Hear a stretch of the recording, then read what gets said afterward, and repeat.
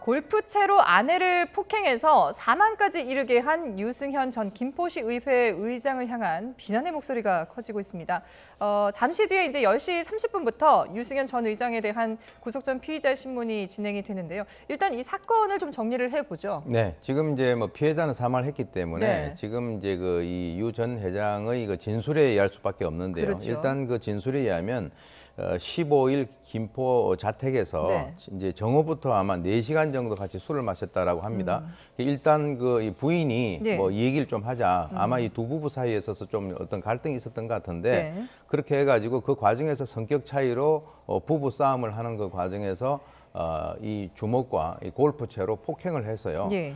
예, 지금 이 유승현 씨가 오후 4시 57분에 119에 신고를 합니다. 아내가 숨을 쉬지 않는 것 같다라고 해가지고 119 출동을 해보니까 네. 이미 거기에서는 이제 사망을 한 그런 상태였고요. 경찰은 이제 출동을 해가지고 바로 이 유 전 회장을 현행범으로 체포를 한 그런 상태입니다. 예. 그러니까 지금 범행 동기 부분에 대해서는 평소에 이게 좀 약간 부부간에 언쟁이 있었고, 그리고 이날도 술을 마시고 우발적으로 범행을 저질렀다 이런 주장을 하고 있잖아요. 일단은 이게 일방적인 진술에 불과하기 때문에 우발적인지 아니면 평소에도 이런 가정폭력이 상습적으로 일어났는지 여부는 조사가 좀 더 필요하지 그렇죠. 않을까 생각이 예. 드는데 우발적인 폭력치고는 굉장히 수위와 강도가 높고 사람의 생명을 빼앗을 정도의 강도 예. 높은 폭력이 있었습니다. 왜냐하면 발견자들의 진술에 의하면 몸에 이제 멍 상태가 많았다라는 거거든요. 네. 멍 상태는 지금 국가수에서 부검이 들어가 있지만 맞은 폭행의 시점이 어느 정도는 특정될 수 있습니다. 예. 일주일 지난 멍과 며칠 전의 멍과 그날 맞은 멍은 좀 다를 수 있거든요. 네네. 그런 부분들도 확인이 돼야 되지 않을까 생각이 드는데 부부 싸움이라고 하기에는 일방적인 공격을 했을 가능성이 그렇죠. 매우 높습니다. 예. 왜냐하면 지금 유전 그 의장의 그 몸 상태를 봤을 땐 특별하게 상처가 나와 있는 상황은 네네. 아니거든요. 그리고 단순한 몸싸움에 그친 것이 아니라 도구를 이용했죠. 네. 골프채라는 위험한 물건, 흉기로 평가할 수 있습니다. 그렇죠.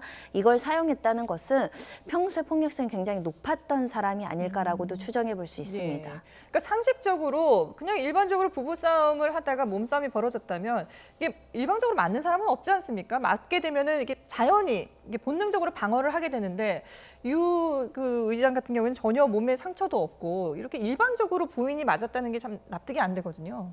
본인은 이제 우발적이고 뭐 이제 부부 싸움이라고 얘기를 예. 한다 하더라도 좀 이제 우리가 믿기 어려운 여러 가지 진술이 있어요. 왜 네. 그러냐면 경찰 조사에서 유 전 회장이 뭐라고 얘기했냐면 자기 자택에 있는 그 주방에서요 아내를 폭행을 했는데 네. 아내가 안방으로 들어간 이후에 기척이 없었다. 그거는 참 이렇게 우리가 상상이 어려운 일이죠. 그리고 맞을 때까지 그리고 방까지 걸어가는 건 네. 멀쩡히 걸어갔는데 그 이후에 숨을 기척이 쉬지 않았다. 없어가지고 예. 나중에 들어가 보니까 숨을 쉬지 않았다. 이제 이렇게 나왔는데요. 네. 실제로 이제 그 119 신고를 받고 현장에 출동했던 그 소방대원들의 그 진술에 의하면 내부가 아주 그냥 난장판이 돼 있었다는 거죠. 뭐 소주병이 깨 있다든가, 네네네. 그리고 이제 뭐 골프채에 피해자의 것으로 보이는 뭐 혈흔이 묻어 네네. 있다든가라고 한다면 이것은 부부 싸움이라기보다는 일방적으로 힘이 아주 강한 남성이 힘이 약한 여성을 대상으로 해서 그것도 도구를 사용을 해가지고 네네. 지속적으로 폭행을 해서 결국 사망에 이르게 한 것이 아닌가라고 우리가 이제 그 상정을 해본다면 예. 유 전 회장의 그 진술을 유전 있는 회장의, 그대로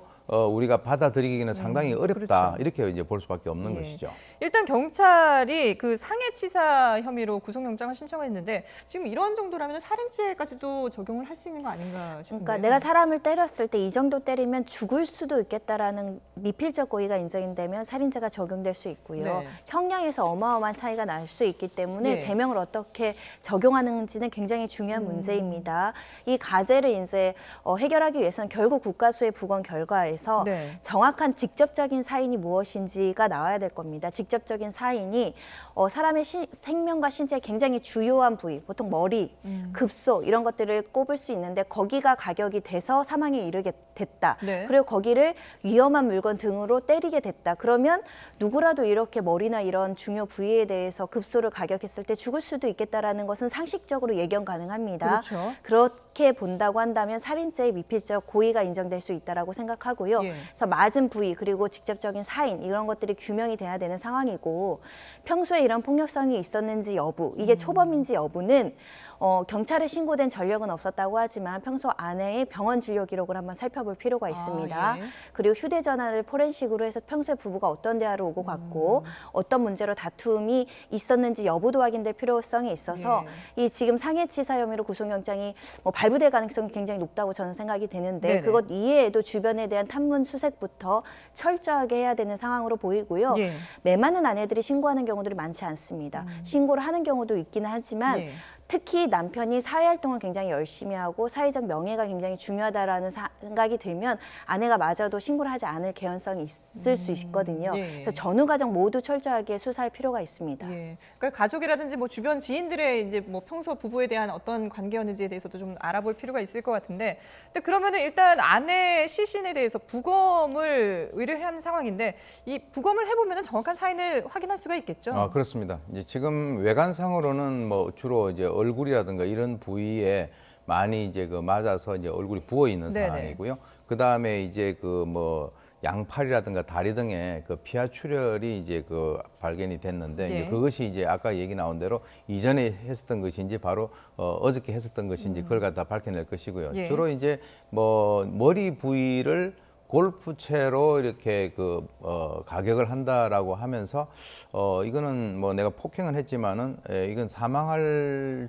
줄은 몰랐다라고 하는 그 얘기 자체도 예. 상당히 그것은 저희들이 수용을 하기가 어렵고 그래서 이번에 만약에 이제 부검 결과에 의해서 이제 두부 함몰이라든가 뭐 이런 여러 가지 어떤 그 치명적인 급소에 대한 그 어떤 무기를 또는 네. 어떤 도구를 사용한 이런 어떤 공격이라고 한다면 이것을 과연 우리가 단순히 폭행 치사라고 하는 것은 그야말로 이렇게 뭐 이런 얘기 좀 확 밀었는데 네. 뭐 밀리면서 머리를 부딪혀서 뭐 사망을 했다든가 예. 뭐 이런 것들이 대표적인 것이거든요. 그런데 이제 이건 그것이 아니고 지속적으로 도구를 사용해서 폭행을 하고 또 살인의 고의성이 있냐라고 네. 한다면 이건 살인죄의 그 어떤 의유를 할 수도 있는 뭐 예. 충분히 가능성이 있는 그런 사건이라고 봅니다. 예. 근데 이 김포시 의회 의장, 전 의장의 끔찍한 범죄에 많은 사람들이 분노를 하면서 그 이전에 그가 썼던 블로그에 썼던 글을 또 이렇게 화제가 되고 있거든요. 이 내용이 어떤 내용인지 좀 정리를 해보죠. 이거는 이제 보통 그 블로그에 글을 많이 썼다고 하는데 네. 아내에 대한 관련된 글은 별로 없었는데 지난 4월에 이제 아내에 대한 이야기로 추정되는 글입니다. 네. 그러니까 아내가 아마 결혼식장 갔다 오니까 식사를 챙겨 먹으러 가고 저렇게 반찬을 꺼내놓고 간 것 같은데 예.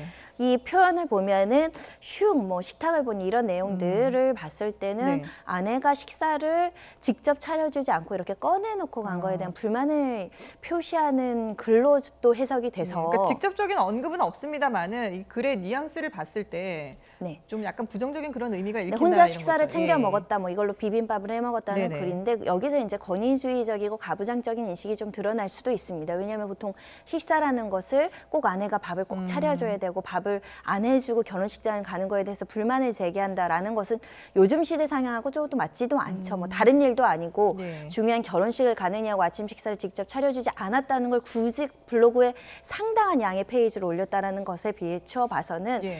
이 가정 내에 이런 불화가 있었을 수 있다. 이런 범행의 동기와 관련해서 네. 이 가정 불화를 추단할 수 있는 부분 그리고 이 사람의 성향을 추단할 수 있는 부분이 아닐까 생각이 듭니다. 예. 근데 그뿐만이 아니라 어린이집 폭행 사건에 대해서도 언급을 한 게 있는데 이때 폭력에는 정당성이 없다라고 하면서 비판의 글을 쓰기도 했다고 합니다. 폭력에는 정당성이 없다고 하고 본인은 정작 또 폭력을 행사를 했네요. 우리가 이제 조아리 창이라고 하는 이 심리학 이론에 의하면 예. 자기가 알고 있는 자기, 남들이 알고 있는 자기 이게 다 달라요. 네. 그러니까 이제 이 사람은 그 어떤 공식적인 직함이 있기 때문에 예. 그 지난 2015년에 있었던 그 자기 그 인천 지역의 어린이집 그 아이 폭행 사건에 네네. 자기는 블로그를 올린 것이죠. 아까 말씀하신 대로 뭐 폭력의 정당성은 예. 없다. 어떤 이유라도 개개인이 존귀한 그 인격체로 평등한 위치에 있다. 이런 얘기는 그야말로 그 남들에게 보여지기 위한 것을 갖다 쓴 것이고 네. 본인이 그 자기 아내에 대해서 저런 식으로 폭행을 한 것은 두 개의 자기가 있다는 거죠. 남들에게 보여주기 싫은 자기. 예. 그래서 다른 사람들은 저 사람은 굉장히 어떤 폭력에 대해서 반대하는 입장이구나라고 인식을 해왔는데 네. 이번에 이제 이런 사건이 밝혀짐으로써 본인에 있었던 그 실체가 그대로 드러났다.